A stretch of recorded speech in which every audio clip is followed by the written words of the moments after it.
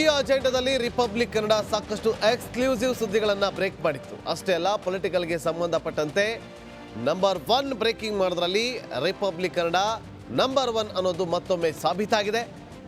ಯಾಕಂದ್ರೆ republic Kannada break ಮಾಡಿದಂಥ political ಸುದ್ದಿ ರಾಷ್ಟ್ರ ಮಟ್ಟದವರೆಗೂ ಕೂಡ ಸಂಚಲನವನ್ನ ಸೃಷ್ಟಿ ಮಾಡಿದೆ.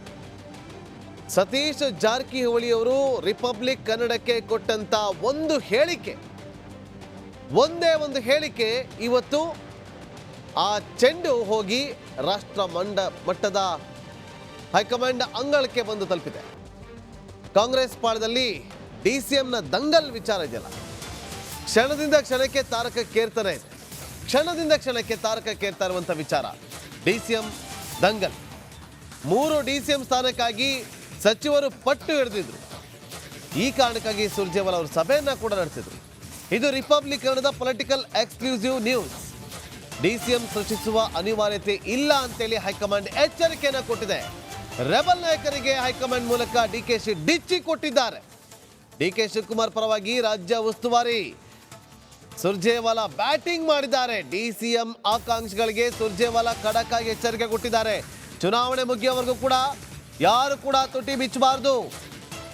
ಡಿಸಿಎಂ ಬಗ್ಗೆ ಚಿಂತೆ ಬಿಟ್ಟು ಪಾರ್ಲಿಮೆಂಟ್ ಎಲೆಕ್ಷನ್ ಬಗ್ಗೆ ಗಮನ ಕೊಡಿ ಅಂತೇಳಿ ಗ್ಯಾರಂಟಿ ಯೋಜನೆಗಳಿದೆ.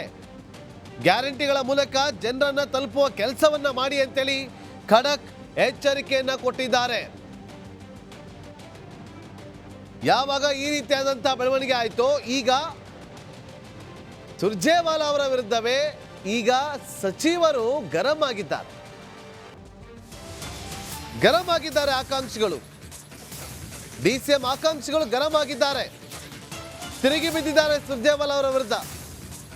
ಡಿಕೆ ಶಿವಕುಮಾರ್ ಅವರ ಪರವಾಗಿ ಸುರ್ಜೇವಾಲಾ ನಿಂತಿದ್ದಕ್ಕೆ ಆಕ್ರೋಶವನ್ನ ಹೊರಹಾಕಿದ್ದಾರೆ. ನಾವು ಹೆಚ್ಚು ಡಿಮ್ಯಾಂಡ್ ಮಾಡಿದ್ವಿ, ಆದರೆ ಸುರ್ಜೇವಾಲಾ ಅವರು ಸ್ಪಂದನೆ ಕೊಟ್ಟಿಲ್ಲ ಅಂತ 7 ಹಿರಿಯ ಸಚಿವರು ಅಸಮಾಧಾನವನ್ನು ಹೊರಹಾಕ್ತಿದ್ದಾರೆ. ನೋಡಿ ಯಾವ ರೀತಿಯಾಗಿ ಎಚ್ಚರಿಕೆ ಕೊಟ್ಟಿದ್ದಾರೆ. ಚುನಾವಣಾ ಫಲಿತಾಂಶದಲ್ಲಿ ವ್ಯತಿರಿಕ್ತವಾದಂತಹ ಫಲಿತಾಂಶ ಬಂದ್ರೆ ನಾವು ಜವಾಬ್ದಾರಲ್ಲ, ನಾವು ಹೊಣೆ ಅಲ್ಲ. HM DCM ಹೆಚ್ಚುವರಿ DCM ಮಾಡಿ, ಇಲ್ಲ ಅಂದ್ರೆ ನಾವು ಪರೇಡ್ ನಡೆಸ್ತೀವಿ ಅಂತೇಳಿ ಖಡಕ್ ಎಚ್ಚರಿಕೆಯನ್ನ ಕೊಟ್ಟಿದ್ದಾರೆ. ಶಕ್ತಿ ಪ್ರದರ್ಶನದಿಂದ ಹೈಕಮಾಂಡ್ ಗಮನ ಸೆಳೆಯೋದಕ್ಕೆ ಇದು ತಂತ್ರ. ಇದು ತೀವ್ರ ಕುತೂಹಲವನ್ನ ಮೂಡಿಸಿರುವಂತಹ ಡಿಸಿಎಂ ಆಕಾಂಕ್ಷಿಗಳ ನಡೆ.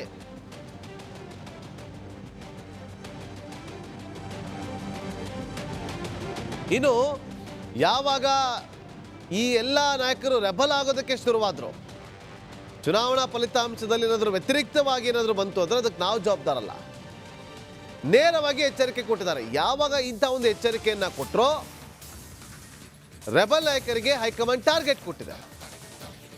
ಡಿಸಿಎಂ ಗುದ್ದಾಟ ಮಾಡ್ತಾ ಇದ್ದಂಥವ್ರಿಗೆ ಈಗ ಕೌಂಟ್ ಡೌನ್ ಕೂಡ ಶುರುವಾಗಿದೆ. ಲೋಕಸಭೆಯಲ್ಲಿ ಕೆಲಸ ಮಾಡದೇ ಇದ್ದರೆ ಕಂಟಕ ಕಾದಿದ್ಯಾ? ಲೋಕಸಭಾ ಚುನಾವಣೆಯಲ್ಲಿ ಸಚಿವರಿಗೆ ಬಿಗ್ ಟಾಸ್ಕ್ ಅನ್ನು ಕೊಟ್ಟಿದೆ ಹೈಕಮಾಂಡ್. ಕೆಲಸ ಮಾಡಿ, ಇಲ್ಲ ಸಚಿವ ಸ್ಥಾನವನ್ನ ಬಿಡಿ ಅಂತೇಳಿ ಎಚ್ಚರಿಕೆ ಕೊಟ್ಟಿದೆ ಹೈಕಮಾಂಡ್. ಕೆಲಸ ಮಾಡುವ ಸಚಿವರ ಮೇಲೆ ಕಣ್ಣಿಟ್ಟಿದ್ಯಾ ಹೈಕಮಾಂಡ್? ಕೆಲಸ ಮಾಡದೇ ಇರುವವರ ಮೇಲೂ ಕೂಡ ಕಣ್ಣಿಟ್ಟಿದ್ಯಾ ಹೈಕಮಾಂಡ್? ಲೋಕಸಭಾ ಚುನಾವಣೆಯಲ್ಲಿ ಸಚಿವರು ಸಾಮರ್ಥ್ಯ ತೋರಿಸಲೇಬೇಕಾದಂತ ಅನಿವಾರ್ಯ. ಈ ವಿಚಾರ ಹೇಳಿಕೆಯನ್ನು ಕೊಟ್ಟಿರುವಂಥದ್ದು ವಿಧಾನಸಭಾ ಮುಖ್ಯ ಸಚೇತಕ ಅಶೋಕ್ ಪಟ್ಟಣ್ ಅವರು ಸ್ಫೋಟಕ ಹೇಳಿಕೆ ಕೊಟ್ಟಿದ್ದಾರೆ. ಅವ್ರು ಏನು ಹೇಳಿದ್ದಾರೆ ಕೇಳ್ಕೊಂಡು ಬನ್ನಿ. ಲೋಕಸಭಾ ಚುನಾವಣೆಗೆ ಕಾಂಗ್ರೆಸ್ ಪಕ್ಷ ತಯಾರಿ ನಡೆಸ್ತಾ ಇರುವಂಥದ್ದು. ಸುರ್ಜೇವಾಲಾ ರಾಜ್ಯ ಉಸ್ತುವಾರಿ ಹೊತ್ತಿರುವಂಥ ಸುರ್ಜೇವಾಲಾ ಅವರು ಏನು 10ನೇ ತಾರೀಕು ಸಭೆಯನ್ನು ನಡೆಸ್ತಾ ಇರುವಂಥದ್ದು. ಈ ಸಂಬಂಧಪಟ್ಟ ಮಾತಾಡೋಕ್ಕೆ ಮುಖ್ಯ ಸಚೇತಕರಾದ ಕಾಂಗ್ರೆಸ್ನ ಮುಖಂಡರಾದಂಥ ಅಶೋಕ್ ಪಟ್ಟಣ್ ಅವರು ನಮ್ಮ ಜೊತೆ ಇದ್ದಾರೆ. ಏನು ಒಂದಷ್ಟು ಬದಲಾವಣೆ ಮಾಡಬೇಕು ಅಥವಾ ಸ್ವರೂಪ ಬದಲಾವಣೆ ಮಾಡಬೇಕು ಅಂತ ಅನ್ಸುತ್ತೆ ಸರ್? ಏನು ಕೆಲಸ ಯಾರು ಕೆಲಸ ಸರಿಗೆ ಮಾಡ್ತಾರೋ ಅವ್ರನ್ನ ಬದಲಾವಣೆ ಮಾಡಲೇಬೇಕಾಗ್ತದೆ. ನೋಡ್ತೀವಿ ಪಾರ್ಲಿಮೆಂಟ್ ಎಲೆಕ್ಷನ್ ಆಗೋರಿಗೆ ಯಾವ ಮಂತ್ರಿಗಳು ಯಾರು ಚೆನ್ನಾಗಿ ಕೆಲಸ ಮಾಡ್ತಾರೆ, ಯಾವ ರೀತಿ ನೋಡ್ಕೊಂಡು ಅದ್ರ ಮೇಲೆ ಹೈಕಮಾಂಡ್ ಡಿಸಿಷನ್ ತೊಗೊತಾರೆ. ಪರ್ಫಾರ್ಮೆನ್ಸ್ ನೋಡಿ ತೊಗೊಳೋದು ಡಿಸಿಷನ್. ಪರ್ಫಾರ್ಮೆನ್ಸ್ ನೋಡಲೇಬೇಕು. ಈಗ ಮಂತ್ರಿಗಳು ಮಾಡಿ ಏನು ಪರ್ಫಾರ್ಮೆನ್ಸ್ 0 ಆಗ್ಬಿಟ್ರೆ ಅವ್ರು ಏನು ಮಂತ್ರಿಮಂಡಲ ಮಾಡಿ ಏನು ಪ್ರಯೋಜನ ಅವ್ರಿಗೆ? ಮಂತ್ರಿಗಳು ಕರೆಕ್ಟಾಗಿ ಶಿಸ್ತಿನ ಸಿಪಾಯಿ ಥರ ಪಾರ್ಲಿಮೆಂಟ್ ಒಳಗೆಲ್ಲ ಮಂತ್ರಿಗಳು ಕೆಲಸ ಮಾಡಲೇಬೇಕಲ್ಲ. ಏನು ಮಾಡದೆ ಅವ್ರಿಗೆ ಇನ್ಚಾರ್ಜ್ ಜಿಲ್ಲೆಯೊಳಗೆ 0 ಆಗ್ಬಿಟ್ರೆ ಏನು ಪ್ರಯೋಜನ ಏನಾಗ್ತದೆ? ಆದ್ದರಿಂದ ಎಲ್ಲ ಮಂತ್ರಿಗಳು ಪ್ರಾಮಾಣಿಕವಾಗಿ ಕೆಲಸ ಮಾಡ್ತಾರೆ ನನ್ನ ನಂಬಿಕೆ ಇದೆ. ಅಂತ ಇದಕ್ಕೆ ಬರೋದು ಡೌಟು, ಯಾಕಂದ್ರೆ ಅಂಥ ಕಷ್ಟ ಕಾಲಕ್ಕೆ ಬರೋ ಡೌಟು. ಎಲ್ಲ ಮಂತ್ರಿಗಳು ಕೂಡ ಪ್ರಾಮಾಣಿಕವಾಗಿ ಕೆಲಸ ಮಾಡ್ತಾರೆ. 100% ನಮ್ಮ ಪಕ್ಷ ಹೈಯೆಸ್ಟ್ ನಾವು ಸೀಟ್ಗಳು ತೊಗೊತೀವಿ ಅಂತ ನನ್ನ ನಂಬಿಕೆ ಇದೆ. ಪರ್ಫಾರ್ಮೆನ್ಸ್ ನೋಡ್ಕೊಂಡು ಮುಂದೆ ತೀರ್ಮಾನ ತೆಗೆದುಕೊಳ್ಳುವಂಥದ್ದು ಸಚಿವರದು ರಿಸಲ್ಟ್ ಚುನಾವಣಾ ಫಲಿತಾಂಶ ಮಂತ್ರಿಗಳಿಗೂ ಗೊತ್ತಿದೆ ಪರ್ಫಾರ್ಮೆನ್ಸ್ ತೊಗೊಂತ ಫಲಿತಾಂಶ ಅಂತ ಸರ್. ಚುನಾವಣೆ ಫಲಿತಾಂಶ ಅಂತಿನ ಎಲ್ಲರಿಗೂ ಅಷ್ಟೇ. ಚುನಾವಣೆ ಒಳಗೆ ಯಾರ್ಯಾರು ಪರ್ಫಾರ್ಮೆನ್ಸ್ ಚೆನ್ನಾಗಿ ಮಾಡ್ತಾರೋ ಅವ್ರಿಗೇನು ತೊಂದರೆ ಇಲ್ಲ. ಚೆನ್ನಾಗಿ ಎಲ್ಲರೂ ಮಾಡೇ ಮಾಡ್ತಾರೆ. ಕೆಲವು ಸಂದರ್ಭಕ್ಕೆ ಅಕಸ್ಮಾತ್ ಓಟ್ಗಳು ಹೆಚ್ಚು ಕಡಿಮೆ ಅತ್ತಾಗಿದ್ದಾಗ ಆಗ್ಬೋದು. ಅದನ್ನು ನೋಡ್ಬೇಕು. ಅವ್ರು ಕೆಲಸ ಮಾಡಿದ್ರು ಕೂಡ ಹಿಂಗಾಯ್ತು ಅಂದರೆ ಏನು ಮಾಡೋಕ್ಕಾಗಲ್ಲ. ಆದ್ದರಿಂದ ಸಚಿವರು ಅವರೇ ಕೂಡ ಜವಾಬ್ದಾರಿ ಆಗಬೇಕಾಗುತ್ತಲ್ಲ. 100% ಎಲ್ಲರೂ ಅವರು ಅದನ್ನು ಹೈಕಮಾಂಡ್ ಅವ್ರು ಹೇಳೇ ಬಿಡ್ತಾರೆ, ನೀವು ಜವಾಬ್ದಾರಿ ನಿಮ್ಮದು ಜವಾಬ್ದಾರಿ ನೀವು ಗೆಲ್ಲಿಸಲೇಬೇಕು ಅಂತ ಅವ್ರಿಗೆ ಕಟ್ಟಾಜ್ಞೆ ಮಾಡ್ತಾರೆ. ಅವರು ಮಂತ್ರಿಗಳು ಕೂಡ ಅವರು ಹೇಳಿ ಪರದಲ್ಲಿ ಅವ್ರದ್ದು ಅಸ್ತಿತ್ವ ಪರಿಸ್ಥಿತಿ ಇರ್ತದೆ. ಮಂತ್ರಿಗಳು ಕೂಡ ನಮ್ಮ ಜಿಲ್ಲೆಯವ್ರಿಗೆ ನಾನು ಮಂತ್ರಿ ಆಗಿದ್ದೀನಿ, ನಾನು ಜಾಸ್ತಿ ಸೀಟ್ ತೊಗೊಂತ ಅವರು ಪ್ರಾಮಾಣಿಕವಾಗಿ ಕೆಲಸ ಮಾಡ್ತಾರೆ. BK ಹರಿಪ್ರಸಾದ್ ತಮ್ಮ ಹಿರಿಯ ನಾಯಕರು, ಪಕ್ಷದ ಹಿರಿಯ ನಾಯಕರು ಕೂಡ ಸಾಕಷ್ಟು ಚರ್ಚೆ ಆಯಿತು. ಅಂದರೆ ರಾಮ ಮಂದಿರ ಉದ್ಘಾಟನೆ ಸಂದರ್ಭದಲ್ಲಿ ರಾಜ್ಯದಲ್ಲಿ ಒಂದಷ್ಟು ಗೋದರ ರೀತಿಯ ಘಟನೆ ನಡೀಬೋದು ಇಡೀ ದೇಶದಲ್ಲಿ ಅನ್ನೋದು. ಅದ್ರ ಸಂಬಂಧಪಟ್ಟಂತೆ DK ಶಿವಕುಮಾರ್ ಕೂಡ ಮಾತಾಡೋದು, ಮುಖ್ಯಮಂತ್ರಿಗಳು ಕೂಡ ಮಾತಾಡೋದು. ನಿಮ್ಗೇನು ಅನಿಸುತ್ತೆ ಇದ್ರ ಬಗ್ಗೆ ಹಿರಿಯ ನಾಯಕರು? ಮತ್ತಷ್ಟು ಮಾಹಿತಿಯನ್ನು ಕೊಡೋದಕ್ಕೆ ನಮ್ಮ ಪೊಲಿಟಿಕಲ್ ಬ್ಯೂರೋ ಹೆಡ್ ಆಗಿರುವಂಥ ವಿಜಯ್ ಲೈವ್ನಲ್ಲಿ ಜಾಯ್ನ್ ಆಗಿದ್ದಾರೆ. ವಿಜಯ್, ಈ ಒಂದು ವಿಚಾರ ಸಚಿವರಿಗೆ ಕಂಟಕ ಆಗುತ್ತಾ ಅಥವಾ CM DK ಶಿವಕುಮಾರ್ ಅವರಿಗೆ ಕಂಟಕ ಆಗುತ್ತಾ ಅಥವಾ ಓವರಾಲ್ ಪಾರ್ಟಿಗೆ ಕಂಟಕವಾಗುತ್ತಾ ಅನ್ನೋ ಪ್ರಶ್ನೆ ಏನಾಗ್ಬೋದು? ಯಾವ ಹಂತಕ್ಕೆ ಹೋಗಿ ತಲುಪೋದು ವಿಜಯ್?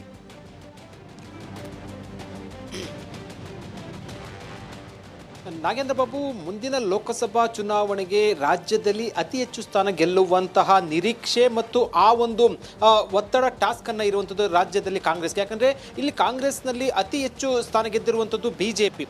ಆದರೆ ಈಗ ಕಾಂಗ್ರೆಸ್ ಅಧಿಕಾರ ಇರುವಂಥ ಹಿನ್ನೆಲೆಯಲ್ಲಿ ಈ ಟಾಸ್ಕ್ ಅನ್ನು ಕೊಟ್ಟಿರುವಂಥದ್ದು.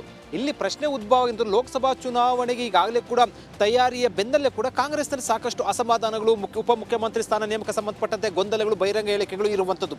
ಮತ್ತು ಒಂದು ಹೆಜ್ಜೆ ಮುಂದುವರೆದು ಸಚಿವರು ಕೆಲಸ ಮಾಡಲಿಲ್ಲ ಅಂದರೆ, ಸಚಿವರು ಆ ಟಾಸ್ಕ್ ಅನ್ನು ಪೂರೈಕೆ ಮಾಡಲಿಲ್ಲ ಅಂತಂದ್ರೆ ಸಚಿವ ಸ್ಥಾನದಿಂದ ತೆಗಿತಾರೆ ಅನ್ನುವಂಥದ್ದು ಕಾಂಗ್ರೆಸ್ ಅಲ್ಲಿ ಚರ್ಚೆ ಆಗ್ತಾ ಇತ್ತು. ಅದು ಇಲ್ಲಿ ಅಧಿಕೃತವಾಗಿ ಯಾರು ಕೂಡ ಹೇಳಿಲ್ಲ. ಮೊದಲ ಬಾರಿಗೆ ರಿಪಬ್ಲಿಕನ್ ಮೂಲಕ ಅದು ಏನು ಕಾಂಗ್ರೆಸ್ನ ಹಿರಿಯ ಶಾಸಕ ಮತ್ತು ಮುಖ್ಯಮಂತ್ರಿ ಪರಮಾಪ್ತ ಜೊತೆಗೆ ವಿಧಾನಸಭೆ ಮುಖ್ಯ ಸಚೇತಕ ಅಂದ್ರೆ ಅಷ್ಟು ಮಹತ್ವ ಇರುವಂತಹ ಜವಾಬ್ದಾರಿ ಇರುವಂತಹ ಅಶೋಕ್ ಪಟ್ಟಣ್ ಹೇಳಿಕೆ ಕೊಟ್ಟಿರುವಂಥದ್ದು. ಲೋಕಸಭಾ ಚುನಾವಣೆಯಲ್ಲಿ ಅಭ್ಯರ್ಥಿಯನ್ನು ಗೆಲ್ಲಿಸಲಿಲ್ಲ ಅಂತಂದ್ರೆ ಅವರು ಸಚಿವ ಸ್ಥಾನಕ್ಕೆ ರಾಜೀನಾಮೆ ಕೊಡಬೇಕಾಗುತ್ತೆ ಅಂತ ನೇರವಾಗಿ ಎಚ್ಚರಿಕೆಯನ್ನು ಕೊಟ್ಟಿರುವಂಥದ್ದು. ಹೈಕಮಾಂಡ್ ಕೂಡ ಈ ರೀತಿ ಹೇಳಿದೆ ಅಂತ ಹೇಳಿರುವಂಥದ್ದು. ಮತ್ತೆ ಮುಂದುವರೆದು ಉಪಮುಖ್ಯಮಂತ್ರಿ ನೇಮಕ ಸಂಬಂಧಪಟ್ಟಂತೆ ಕೂಡ ಸಾಕಷ್ಟು ಗೊಂದಲ ಆಗ್ತಾ ಇರೋದು ಕಾಂಗ್ರೆಸ್ನಲ್ಲಿ. ಏನು DK ಶಿವಕುಮಾರ್ ಬಹಳ ಕಟ್ಟುನಿಟ್ಟಾಗಿ ಹೈಕಮಾಂಡ್ಗೆ ಎಚ್ಚರಿಕೆ ಸಂದೇಶ ಕೊಟ್ಟಿರುವಂಥದ್ದು.